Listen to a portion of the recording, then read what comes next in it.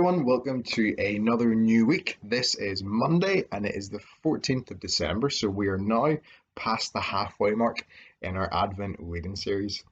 And today we're going to go into the book of Luke and we're going to read chapter 1, verses 30 to 37.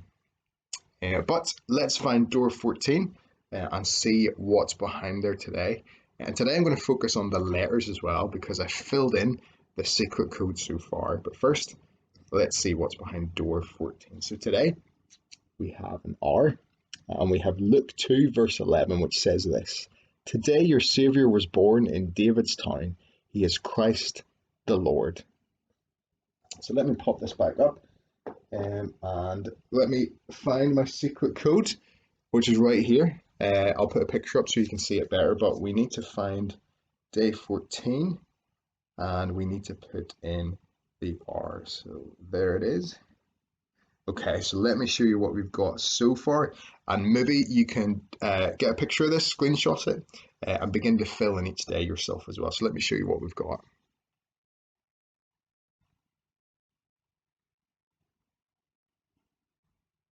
So there you go. We need to keep opening the doors in our Advent calendar and see what this message is going to be. But let's focus in on today's passage, which is called Mary's Child.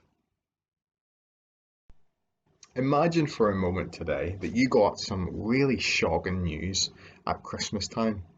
It could be something like, "Oh, I'm so sorry, but we forgot to get Schlur." That's shocking news. Or it could be, "Look, your dad's eating your selection box."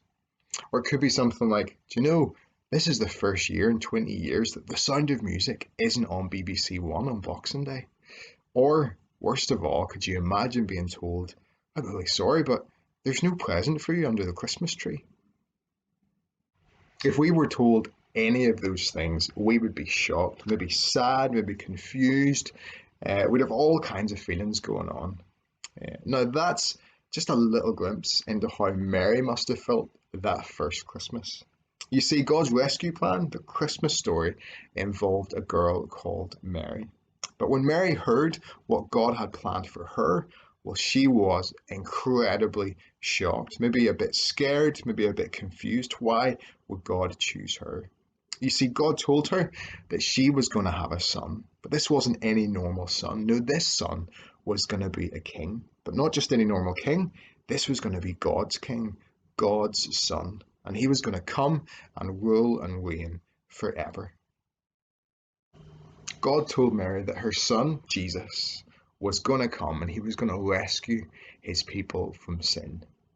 Now, the serpent might try to lie to us and say things like, "You know, this life is all that there is. You just need to enjoy yourself now because there's nothing else to come." But the truth is that there is more to come.